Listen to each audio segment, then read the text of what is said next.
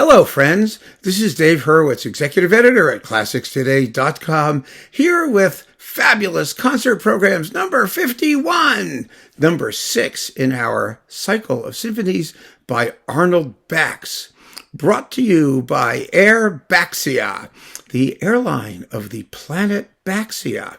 This is not to be confused with the spaceport on Baxia, which is run by the government. Air Baxia is a completely different independent organization that has wonderful service, lovely stewardesses, and they've never lost a bag or canceled a flight yet. Southwest Airlines, take note. Anyway, that's because the weather on planet Baxia is generally nicer. But that's not the point. The point is we're here to talk about Bax's Symphony No. 6. Now, the Symphony No. 6 is a remarkable work. Many people consider it Bax's greatest. I kind of think that's number 2 or number 5, but number 6 is one hell of a symphony. And it really breaks new ground because although it's in the usual 3 movements for Bax, an allegro and then a slow movement and then a finale with epilogue, the finale itself is a fascinating piece. It consists of an introduction, a scherzo and trio, with the return of the scherzo, and then a slow epilogue. So it has a very different formal setup from the usual Baxian finale, and it works wonderfully well. And in keeping with that very different formal, sort of practice, the symphony itself is more austere. It's less sort of like gaudily colored than some of the previous ones, although it's still very rich and juicy and its orchestration is gorgeous, but it's more linear.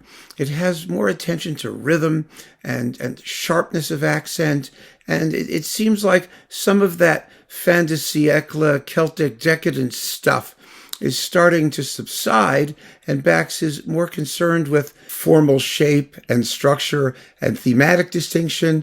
And, for somebody who's a form whore like I am, as I freely confess, I really enjoy those things. I really like to hear composers pour new wine into old formal bottles. And also, Bax's thematic stuff, he can write beautiful tunes, but his harmonies are extremely chromatic and full of, blue notes, jazzy things almost. And he almost never repeats himself literally. So that makes, the shape and trajectory of his movements sometimes a little murky. But in the 6th, everything seems to be clearing up quite nicely. And it's a magnificent work. It does end quietly, and I still put it on the second half because it ends perfectly. But what to do with it? What to do with it? Well, I decided in this program to seize the bull by the horns and present 3 works that all end quietly. There are no loud endings in this concert, none whatsoever. That in itself might seem anticlimactic, but I think it's not because all of them end quietly, but in different ways. And that's what I think is so much fun about this program. It shows you how satisfying music can be when it doesn't build up to some huge peroration. And God knows Bax's 6th perorates enough so that, the quiet ending won't leave anyone feeling cheated. That first piece on the program, Haydn, Symphony No. 73, La Chasse, The Hunt.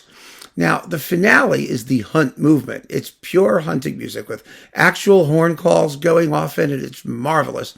And that actual finale was the overture to his opera, La Fedeltà Premiata, Fidelity Rewarded. I think it's that one anyway. And it's so catchy. This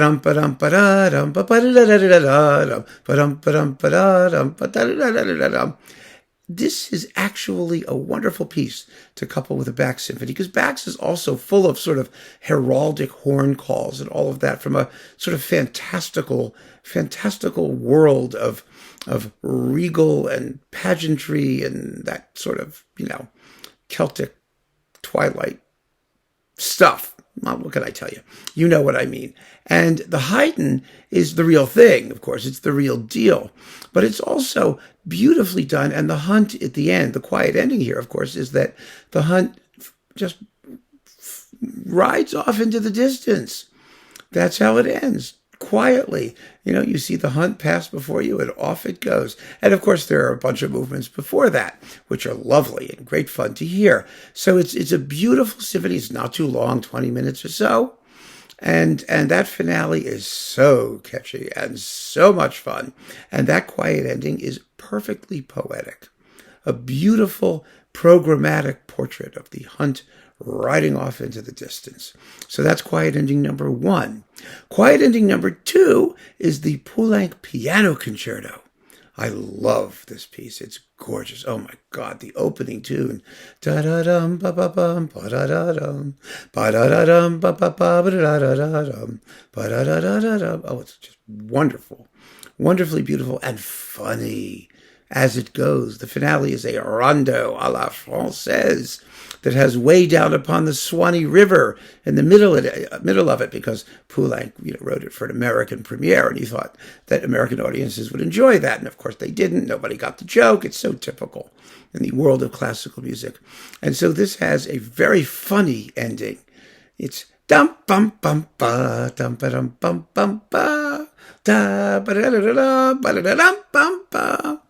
And it ends with just this little light, and it's gone. It's delicious, absolutely delicious. It does not preclude an encore by the pianist to garner a little bit more applause, but it's just another way that a piece can end quietly in the most fabulous, appropriate way, leaving everybody with a smile on their face as they head out to intermission. Then they return, and we have Bach's Symphony No. 6. It's a much more serious and sober piece, and that ending is typically Bach's. It's a little moody and elegiac, and it has this sort of feeling of emotional completeness and sadness almost. Very, very beautiful. Beautiful and effective and affecting, and another quiet ending. All 3 of them. Give it a shot at home. See what you think. I love this program. I like all of my programs. I really do. That's why I do this.